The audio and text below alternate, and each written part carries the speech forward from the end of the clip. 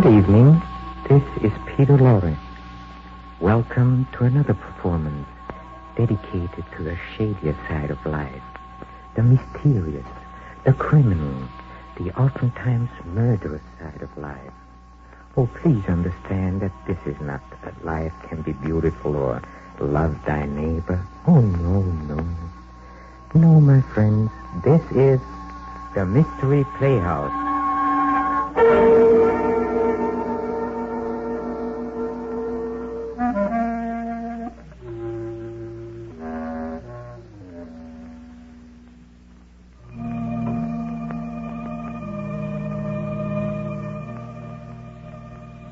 There is probably no stranger, no more unexplainable source of mystery than the human mind itself. It twists and turns sometimes in labyrinthian confusion and often becomes the victim of a grim and horrible obsession. An obsession that has no relationship to the life surrounding it, but one that is very real to him who is obsessed. Listen.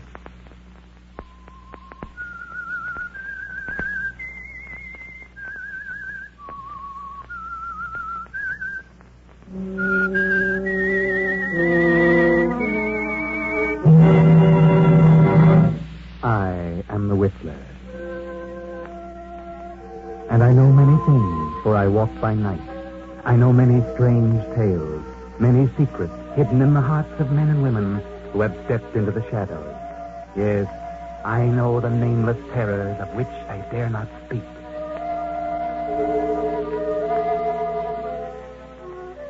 Professor Arthur Rugsby had a theory. Professor Rugsby is a psychologist, and this is his theory. I contend that a person who has decided to kill himself can very easily be turned from this desire to the desire of taking the life of another. I can prove my theory, and if necessary, that is what I will do. Do you agree? Do you believe that if you were about to commit suicide, you could be swayed from your purpose and become a murderer? Professor Rugsby thinks so. But he's just made this strange statement to his publisher, Mr. Hellman. Hellman glances at the manuscript and smiles. The professor leans forward and asks, Well, Hellman, what do you think? It's purely conjecture, simply a theory, and I wouldn't advise publishing it. But I've worked on it for a long time, and it will work. What good have you accomplished if you can prove it? It's negative. It's not negative. It's positive. I know it. It's so silly. Fancy, an ordinary human being has suffered reverses, is sick of it all. He wants to leave it all behind him. And you say he can be changed to want to kill somebody else. I do. Self-destruction and the destruction of other life are closely related in the mind. It's like, well, a hair's breadth. The dividing line is infinitesimal. It's ridiculous. You won't publish it? Ranger would fire me. Why? He told me that if you came in here with any more silly ideas like the last one, to tell you that you're no more of a psychologist than he is. That in his opinion, you should be in the asylum. Mr. Granger, I didn't say that. It's you who think I'm crazy. You've never liked me. For some reason, you're trying to tear me down. Well, we'll see, Mr. Hellman. We'll see. Wait a minute. I'll show you whether my works are illogical. I'll show you. Oh, calm down. I'm going to make you eat those words. I'm going to prove my theory, and then I'll bring it to a conclusion, and you'll know that my theory's sound. Good night.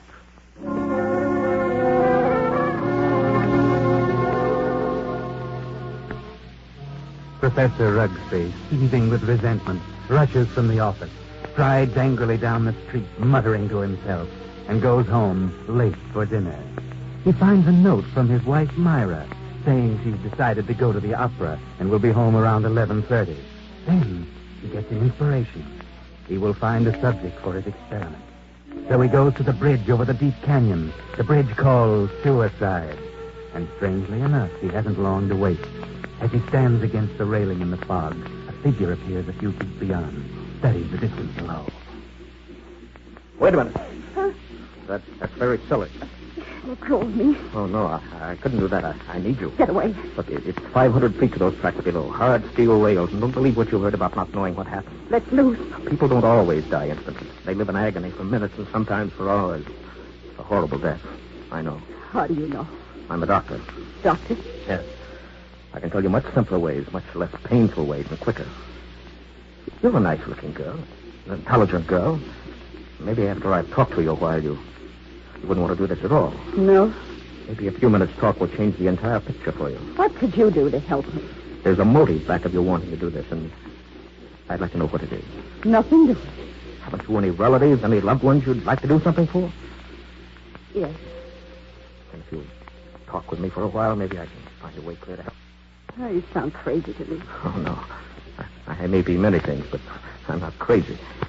All right, I'll talk to you. Where? My apartment. I might have known. No. I'm serious. I really want to talk to you. All right, I'll take it.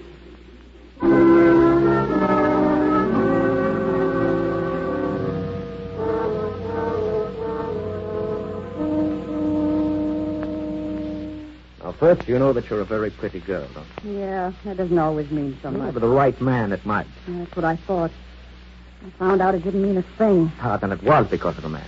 I knew it. Really? How did you guess? Well, I'm a student of psychology. Student? You're a little past student days, aren't you? No, I'm a writer, then. I write subjects on psychology. I'm Professor Arthur Rubsky. I see. And you want to know what makes me tick. You want to know the reason behind my actions. That's right. I'd like to know what happened to make you want to kill yourself. Suicide is a mental aberration, you know. I'd like to know what preceded the decision to destroy yourself, and also what you thought up until that moment I stopped you on the bridge. What good'll that do? You told me you were not broke, but also you said you had some loved ones you'd like to do something for. I meant I wasn't broke to the point of being hungry. I have a few dollars. But you suggested help to someone in larger town. Yes, I did. Who was the loved one? My mother. You're her only means of support? You intend to kill yourself? Yes. That's being selfish, isn't it? Selfish? Yes, you're concentrating solely on self. Think so? What else? First law of human nature is self-preservation, right? Yeah, I suppose so. And the second law is the preservation of family. Yeah. So you decide to deny the first law, and you destroy yourself. And as a consequence, you deny the second. You leave your mother alone and in need. You indicate a form of insanity. What would be normal? To destroy the other person. The one who has done you wrong. Destroy him instead of yourself. Have you hurt him? No. But he has hurt you deeply.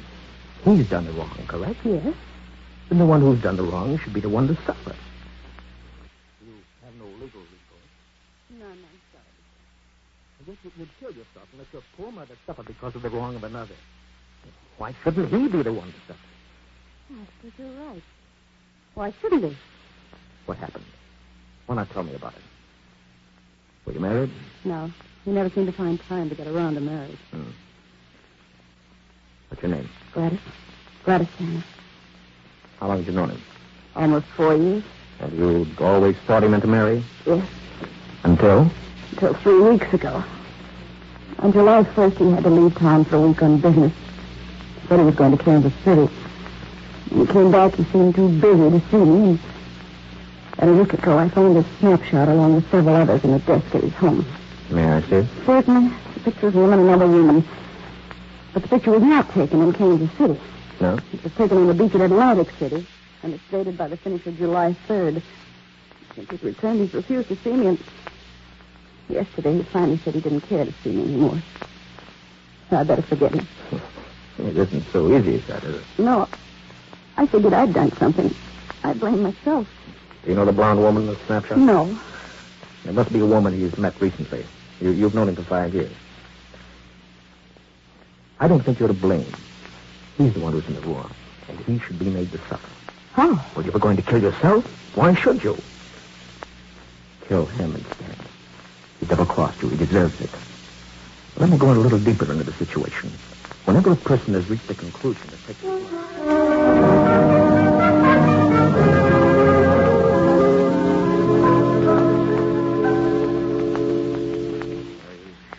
Made up your mind, Miss Tanner? Positive.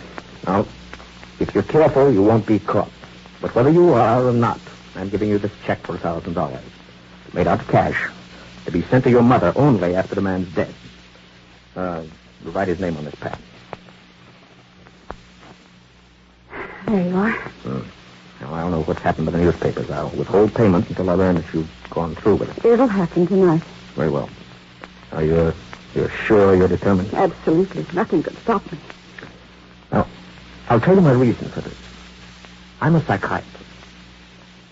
I've had a theory that a person bent on suicide was akin mentally to a person bent on murder, and that the difference between the two was so slight that the suicidal desire could easily be changed to the homicidal desire. And that's what's happened to me? Exactly. Well, now that I know what you're getting at, suppose I change my mind again. Yeah, you won't, I know. Here's a small revolver. It'll fit easily into your purse. It's all you need. Wipe your fingerprints off and leave the gun near the body. Well, goodbye, Dr. Rooksby. Goodbye, Gladys. And good luck.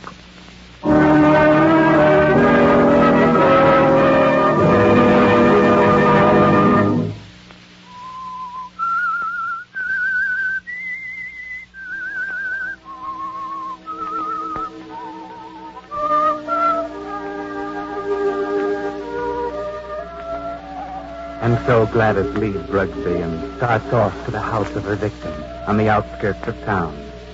Rugsby stands for a while lost in thought, then takes his hat, steps into the street, and 20 minutes later he stops his car a block from Hellman's bungalow. Remember Hellman, the editor who ridiculed the professor's theory?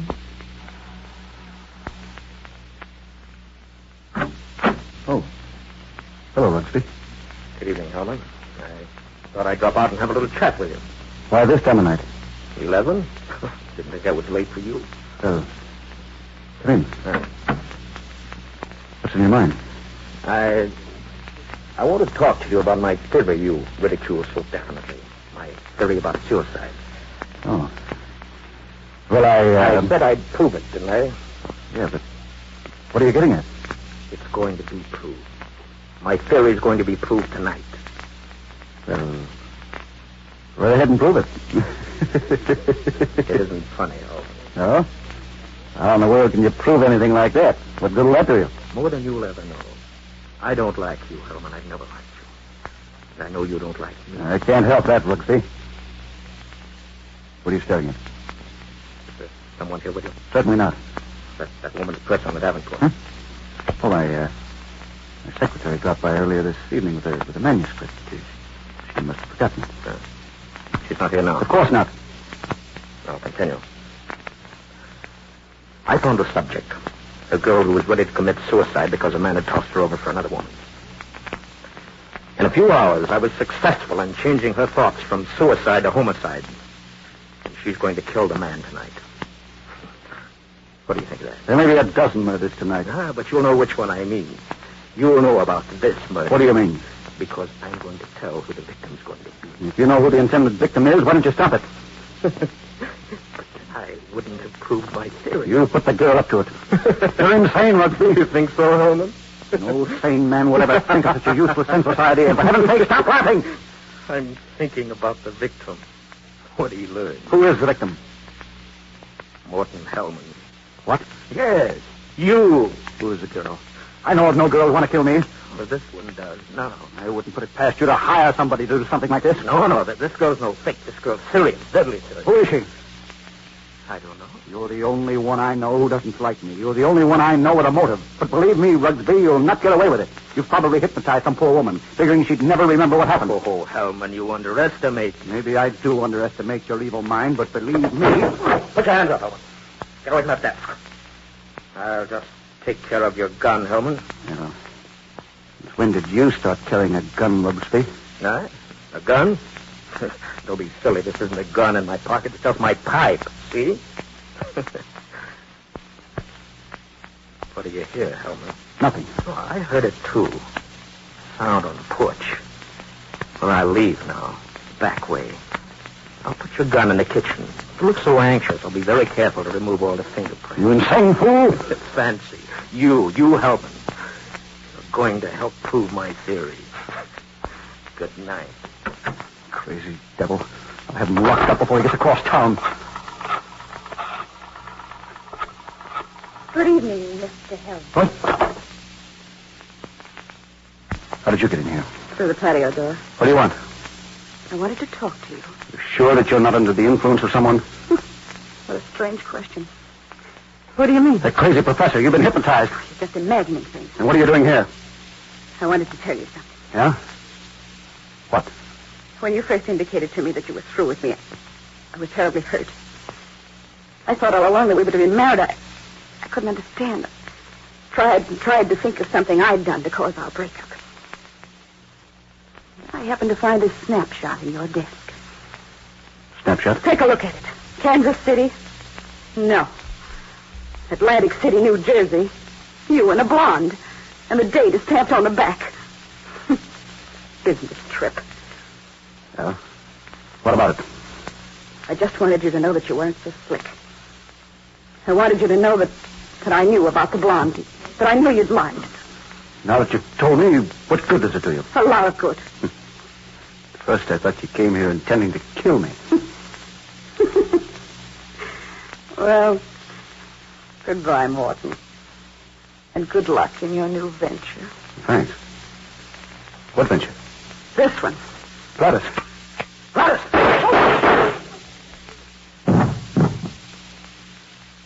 And wish me luck.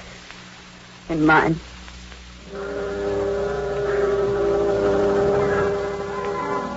And Gladys stands staring for a moment at the body.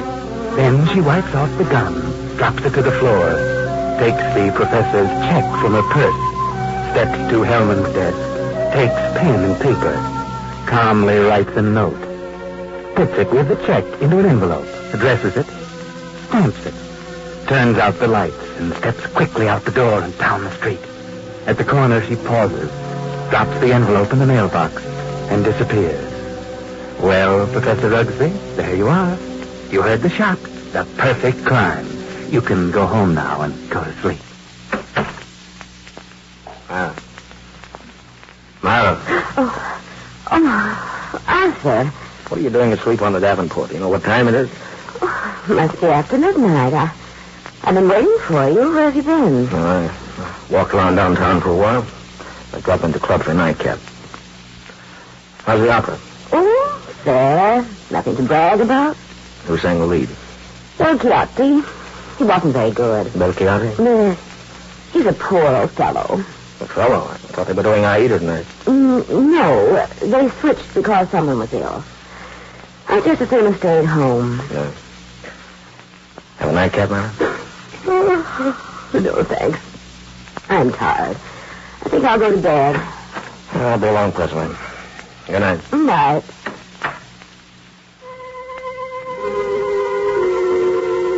Well, Professor, it's been a great day. A triumph for you. Your theory proved and nothing to be traced to you. The one perfect crime. He sits over his drink for a while, then turns out the lights and goes to bed. The night passes and morning comes. The professor rises cheerfully and prepares for breakfast. Then... I'll get it, Myra. Yes? Are you Professor Rugsby? Yes. May I come in? I'd like to talk with you. Oh, of course. What is it? Is your wife in? Yes. I'd like to see her, too. Who are you? I'm Lieutenant Davis, Detective Headquarters. What? What do you want? Will you call your wife? Oh, why, certainly. Myra, what's this all about? What is it, Arthur? This is Lieutenant Davis from Detective Headquarters. He says he wants to talk to us. Oh, really? What about? May I ask where you were last night, Mrs. Rugsby? Why, certainly. I went to the opera. What time did you get home? Oh, I imagine it was around 11 or shortly after. Were you at home last evening, Professor? Well, I was at the club and got home about 12:30. What's this all about? Do you know Morton Hellman? Certainly. What about him? He's been murdered. Murdered? Good Lord, when? Around midnight last night. They found him this morning. Terrible. Oh, I've known him for years. He was editor-in-chief of the company publishing my writings. I'm a psychologist, you know. Yes, I know. But what do you want to know from us? Well, we weren't connected socially with Hellman, just in business. Did you know him, Mrs. Rugsby? Yes, I knew him, very slightly. Do either of you know of anyone who'd have reason to kill him? Well, certainly not. Everyone thought highly of him. Did you ever hear of a girl named Gladys Tanner? Gladys Tanner? No. Did you know of a Gladys Tanner, Mrs. Rugsby? No, who is she? She went with Hellman for several years. They were supposed to be engaged. For some reason, it blew up because of another woman. So what? Is this your purse, Mrs. Rugsby? Well, of course it is. That's the one I gave you last Christmas, Myra. Why, yes, Oh, I must have lost it downtown. Where did you find this, Lieutenant? At Hellman's home. Hellman's home. Well, how in the world did Good it... heavens, but We how? found it on the sofa. I can't imagine how it could get there. And this is the revolver that killed Hellman. Found on the floor beside him. No fingerprints on it, however. What? May I see it? Why, Myra, this is your gun. Well, I bought this for you 2 years ago when I went away on that lecture tour. Yes, I think it's mine, but it just doesn't make sense. Did you have the gun in your purse when you lost it last night? Why, perhaps I did. I'm so confused now. I can't Well, remember. think, Myra, think. Well, this is terrible. I know. Oh, dear, I feel ill. Did you ever fire this gun? Yes, once last year up in the mountains. I wanted to see how it worked. Ever reload it? Why, no, I didn't. When did you see it last? Oh, yesterday. And you've never reloaded it? No, I've never reloaded it. Just didn't think about it. Maybe I did put it in my purse. I don't know. And whoever found the purse may have used the gun to... Oh, I just can't seem to think of... This gun misfired on the first 2 shots. The other 3 killed Hellman. This is the most amazing piece of coincidence I've ever heard. Why would my wife want to do such a thing? Why should she go to Hellman? She hardly knew him. Are you sure about that, Professor? Of course I'm sure. Well, I'm sorry to say I think she's lying. What? Well, this is ridiculous. This is going to be a shock to you, Professor, but here is a snapshot we found on Hellman's desk. Taken in Atlantic City last July. Good heavens. Why, this is you, Myra. You and Hellman. Why, you were at your mother's in Florida in July.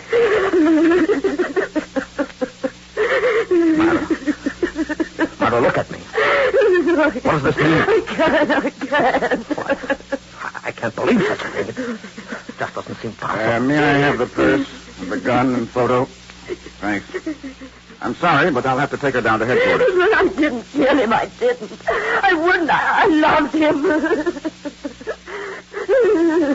Better pull yourself together, Myra. You'll have to go with me. Yes, we want photos and fingerprints. Better get ready, Myra. I can't do it. Certainly looks bad for her. I'm afraid it does. Looks like an open and shut case to me. Will you come along, too, Professor? Why, certainly.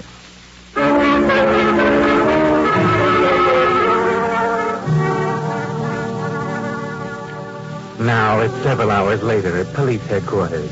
They've taken fingerprints of Professor Rugsby and his wife, Myra, and questioned them both. And Rugsby is just about to leave with a gloating smile on his face when an officer steps in and speaks softly to Lieutenant Davis. Lieutenant, Yes, Rankin. I stayed at Professor Rugby's place, as you said. Look things over. And a few minutes ago, this special delivery letter came for the professor. This'll knock your eye out. Read it. Well, I'll be... This fits perfectly with the handwriting we were trying to make out on Hellman's blotter. Professor, I'd like you to read a letter sent special delivery to you a few minutes ago. Postmarked last night. Read it. Certainly. Dear Professor Rugsby, your theory worked to a certain degree. You convinced me I should kill him, but when that gun you gave me misfired twice, I almost quit. Then, as I looked at him on the floor, the old feeling of self-destruction came back. I'm going ahead with my original plan. Here's your check. I won't need it. Besides, I haven't a mother. She's dead. Better luck next time, Professor. Gladys Tanner.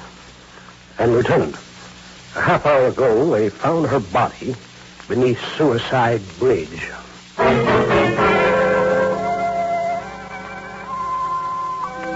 Well, it all worked out beautifully for the professor, up to the point where he changed his plans. And that was at the moment that Gladys Tanner showed him the snapshot of Hellman and the blonde girl on the beach at Atlantic City. The professor wasn't really going to let the girl kill Hellman, but when he saw the snapshot and recognized the blonde as his wife, Myra, he started to change. And when he visited Hellman before the shooting and recognized his wife's purse, he was doubly determined to see Hellman killed and place the blame on his wife, Myra. Yes, it would have been a perfect crime, perhaps. But he sacrificed his theory for revenge. The whole thing backfired and caught him. The girl wished him better luck next time. There won't be a next time. Not for the professor. I know.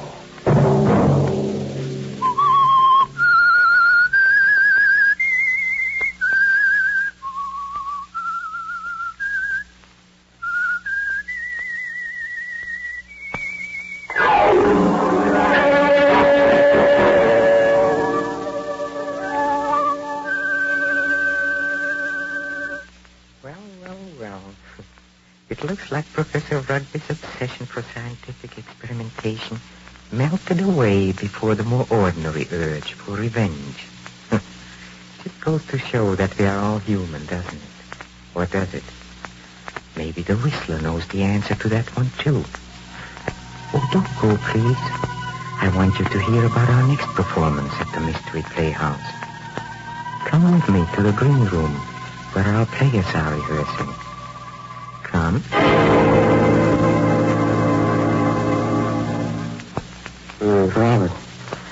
Robert, before leaving the theater tonight, someone told me that you and Julie Winthrop are going to be married. Is it true? Yes, we'll be married in 2 weeks, right after my wife gets a decree in Reno. You must not marry Julie. Not marry Julie? Oh, who are you to tell me what I can do? I know Julie well, and I also know you. That's why you must not marry her. Charles, it might be better for you to mind your own business. Julie and I are in love with each other. No, you're not.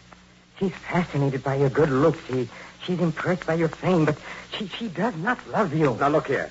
We may be old friends, but I've said all I'm going to. Wait a moment.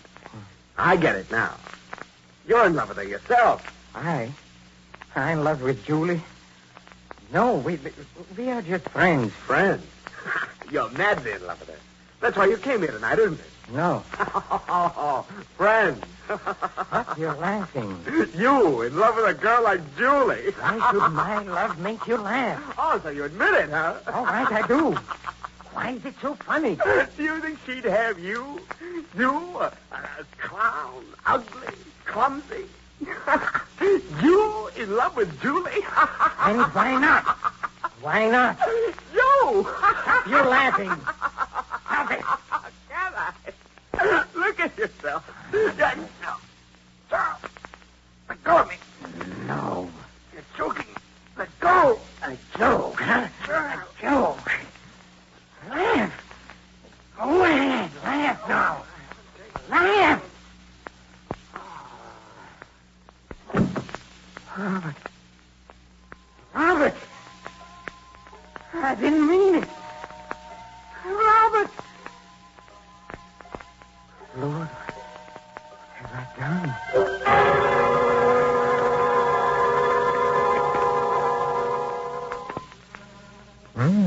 That might be worth listening to. Funny thing, that little man sounds familiar. I must have seen him in pictures. Anyway, the scene you just heard is an Inner Sanctum mystery and will be our next performance. This is Peter Lorre closing the doors of the Mystery Playhouse. Good night. Sleep tight. This is the Armed Forces Radio Service.